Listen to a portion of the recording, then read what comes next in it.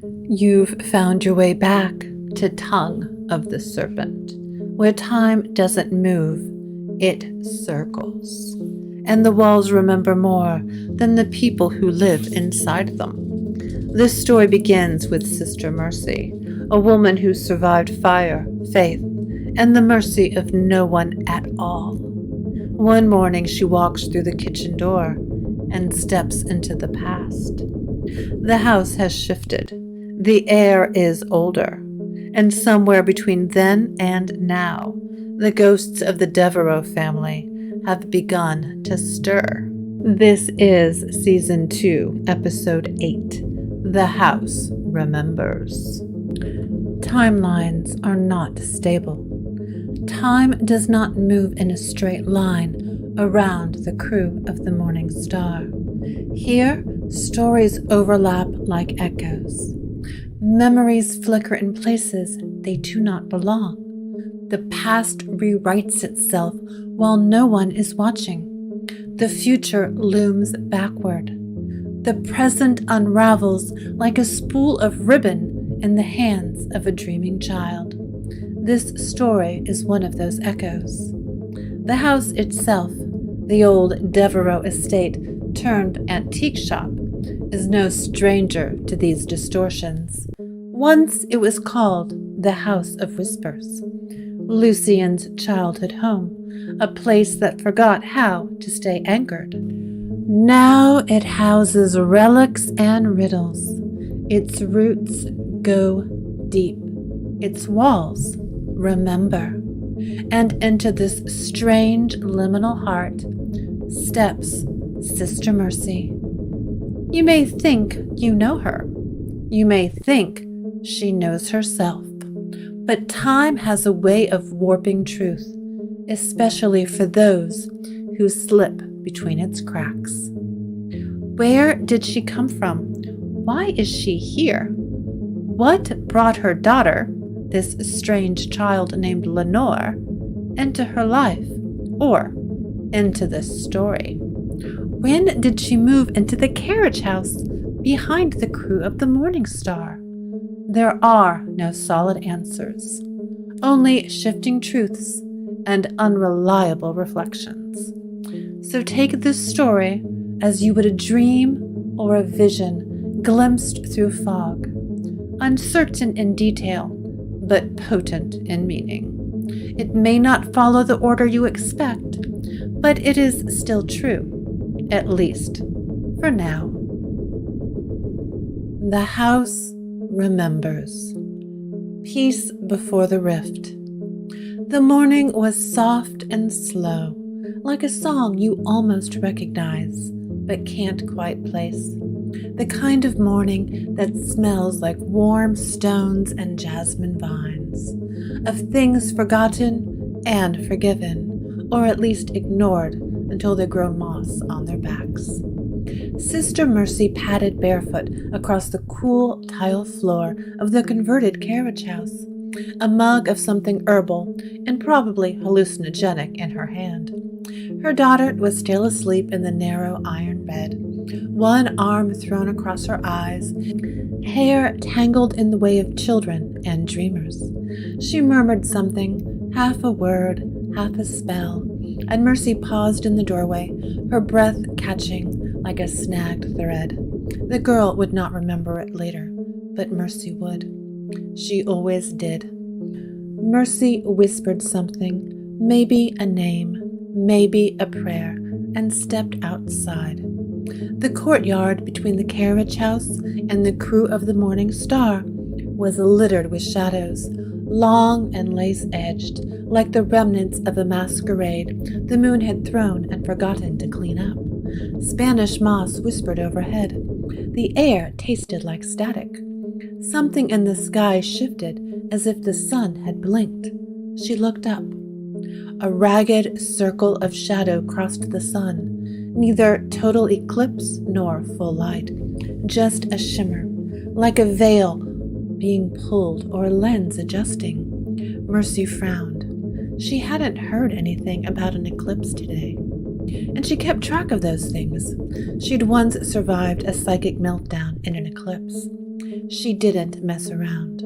But the birds were still singing, the wind still meandered, so she shrugged and kept walking, her robe billowing faintly behind her like a ghost that hadn't committed to haunting yet. She opened the back door to the crew of the Morningstar and stepped out of time. The house is not hers. The shift was not loud. It did not crackle like thunder or howl like portals flung open. It was the subtle rearrangement of reality, like someone had shifted a painting half an inch to the left, and now all the shadows were wrong. The door closed behind her with its usual creak, but the air was heavier, older, like it had settled into place and wasn't expecting visitors. Sister Mercy stepped into the kitchen with the ease of someone who knows the path blindfold. She expected the usual clutter of familiar comfort, the smell of strong coffee, a chalkboard with Lucian's erratic shopping list, sea salt, red candles, maybe goat's milk, ? Half-wilted herbs, a cracked mug someone refused to throw away out of principle or superstition, but none of it was there. Gone were the bright bulbs and ceramic tile.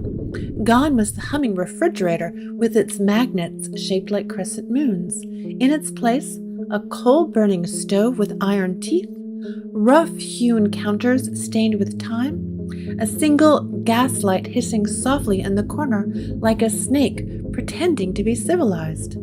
The walls were too close, the shadows too long, the silence off. She frowned, blinked hard, once, twice, a third time for luck. Lucian? Evelyn? Renard? She called, the name falling flat. Nothing. Not even floorboards creaked in answer. She moved across the room, the hem of her robe brushing against splinters. Her fingers reached for the drawer where the measuring spoons should be. Instead, she found a neatly arranged row of small wax paper bundles tied with twine. The labels were handwritten in tight cursive, aged brown. No dates, no sigils, just names she didn't recognize. She unwrapped one, mugwort and bloodroot, very old, very potent, and not hers. A cold draft licked across the back of her neck, lifting a few strands of hair. The candle in the wall sconce sputtered, hissed, and flared as if indignant. She turned, and there was someone standing in the doorway, a man, tall, pale, dressed in black wool and bone buttons. He looked at her like he was trying to decide whether she was a ghost, a thief, or a memory trying too hard to be real. Confrontation with the past. The man stepped into the gaslight's flickering ring, and Mercy's breath caught as if snagged on the jagged edge of memory. Lucian Devereaux, but not her Lucian. This one wore a high-collared coat, the color of graveyard soil, his boots muddy with something that might have once been a field or a battlefield. His hair was longer, darker, unruly, and his face was sterner, like time hadn't yet softened him with grief or poetry. He carried himself like someone used to losing things. He didn't know her. Who are you? He said, not asked, voice low and clipped. And what are you doing in my house? Mercy opened her mouth, but the words slipped sideways. I needed some eggs. She said, and the sound of it, her own voice, ridiculous and human in the cavernous hush, almost made her laugh. I live here. I will live here. I do. Sort of. Not now, clearly. His eyes narrowed, dark and sharp as mirror shards. You know my name? He said, stepping closer. You said it. How? You are Lucian Devereux. She said softly now. You know me. You will know me. That's not an answer. I'm from the future. She said, because why not? There was no smaller, more reasonable lie available. I woke up this morning and everything was normal, and then there was this eclipse, I think. And I walked through the door and now it's this. She gestured helplessly at the gaslight and the raw, hunted bones of the kitchen. Lucian's expression didn't change, but something in the air did. A subtle coiling, the way a room feels before a spell is cast or a storm is named. So, He said, you're a witch. Or a spirit. Or mad. Mercy snapped, surprising them both. I'm tired, and I'd like very much to sit down before I fall over. Lucian considered her, not with sympathy, but with a kind of weary calculation, like a man deciding whether a ticking box was going to explode or just annoy him forever. 1 hour. He said. Then you go. The house responds to her. The house was quieter than it had any right to be. That ancient, tense quiet, the kind that exists in churches between prayers, or in hospitals just before the worst news. Mercy drifted through the corridors like someone walking through an old dream they weren't sure they dreamed. The wallpaper curled like dead leaves, and the light from the gas sconces flickered as if uncertain whether she deserved illumination. A mirror loomed in the hallway. She glanced at it, then stopped, heart hiccuping. Her reflection stood calm and composed, but wrong. Her robe had become a high-collared nightgown trimmed with antique lace. Her hair, unbrushed and wild a moment ago, was now pinned into a modest updo. Even her face looked slightly different, like a photograph developed in another era, not aged, not altered, just then instead of now. She reached up. Her fingers touched her temple. The reflection did not follow immediately. It lagged by a breath. Mercy shivered and turned away. She passed doors she didn't remember, some locked, some cracked open like mouths, too tired to whisper. One opened into a nursery. She stood at the threshold, unsure who she was in that moment. Time traveler? Ghost? Dreamer? The room was thick with dust and a sadness so old it no longer wept, just settled. Faded toys lay strewn like bones beneath a shelf. A rag doll leaned headless against the wall, and there, near the window, a wooden dollhouse, a meticulous miniature replica of the crew of the Morningstar. Mercy knelt beside it, tracing its little Gothic eaves with a fingertip. A laugh rang out behind her, light and bright. Her daughter. Mercy spun around, heart hammering. Lenore? She called, voice splintering. She ran toward the hallway, toward the sound, but the air was empty. The laughter was gone. Just the hush remained, thick as fog. She stumbled, hand catching on a loose panel under the staircase. It creaked open with a reluctant sigh. Inside, just one thing, a single page, yellowed and curling. Her own handwriting, unmistakable. The date, April 9, 1889. The message, scrawled in her looping script. You must let go to return. The house only holds what we bury. Mercy stared, and the walls, it seemed, leaned in to listen. Mercy faces her guilt. The parlor smelled faintly of pipe smoke and lemon polish, the way it might have smelled on Sunday morning in 1892, or in the dreams of someone who'd read about 1892 once and gotten the details wrong. Lucian sat in the wingback chair, like a carved statue might sit, still unyielding, but no longer cruel. His suspicion had cooled to something closer to wariness, or perhaps curiosity. I still don't know what you are, he said. but I'm starting to think you don't know either.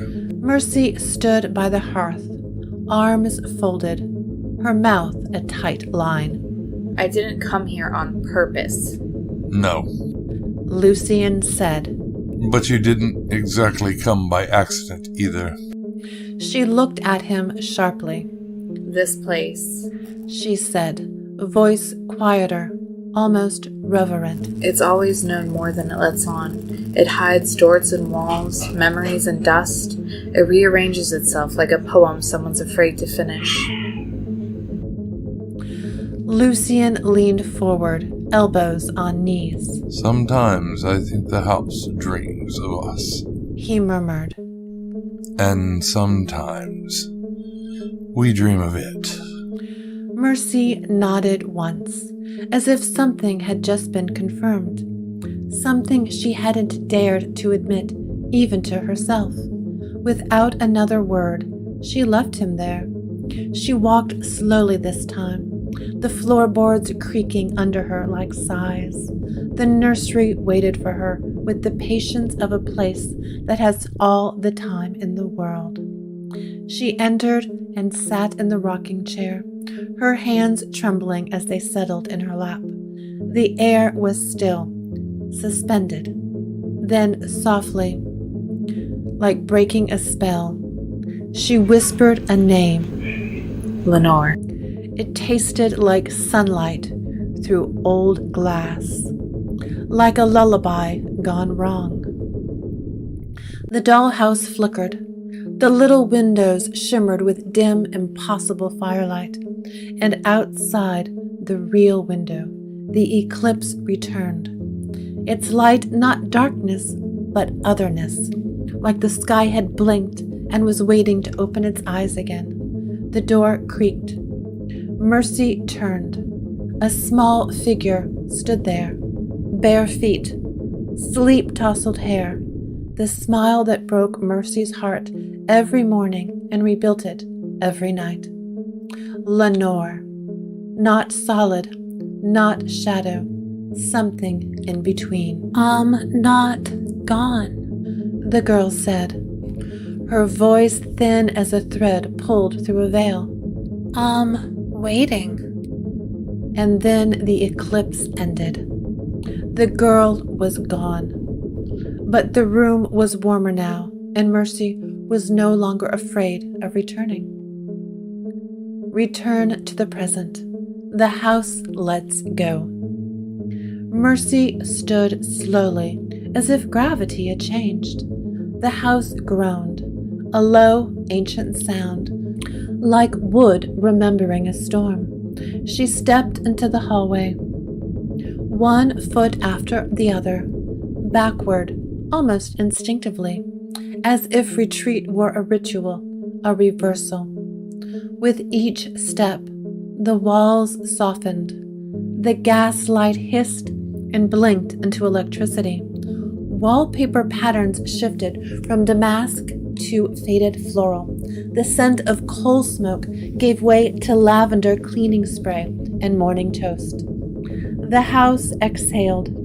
She passed the kitchen, where Lucian stood with his back to her, stirring something on the stove, but he didn't see her. Not this time. He existed now like a character in someone else's memory. The back door creaked open under her hand, and she stepped into the courtyard. Sunlight struck her face. The sky was clear. The eclipse had passed, gone wherever lost things go. She walked into the carriage house, heart hammering, the eggs and cheese set calmly on the counter, waiting to fulfill their destiny in a skillet. She checked the small bedroom. Lenore was still asleep, one foot poking out from under the quilt, a soft snore like a secret being told over and over. Mercy leaned on the counter, pressing both palms to its surface as if to anchor herself in this reality. I remember, She whispered, voice not quite steady. even if no one else can. And the house, this time, did not argue. The Forgotten Mirror. Later that night, Lucien walked down the hallway, barefoot and thoughtful. He passed the old mirror at the end of the corridor, a decorative thing that no one quite remembered acquiring. The reflection shimmered. For just a moment, he thought he saw something else, someone else, standing beside him. A woman in an old-fashioned shawl, pale, familiar. He blinked. Gone. He shook his head, chuckling at himself. As he turned to leave, he muttered, Smells like someone's been making omelets. He stopped in his tracks, frowned. Why did I say that? But the mirror gave no answers, only silence. The house is quiet again.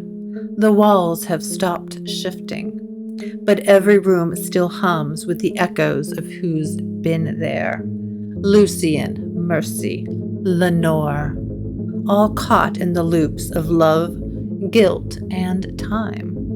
The past didn't release her. It simply let her walk away for a while. And somewhere deep in the crew of the Morningstar, a mirror waits, patient as bone. It knows she'll be back. They always come back.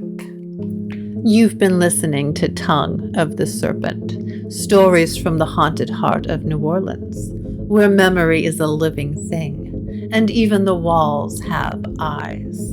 Until next time, step softly through old doors.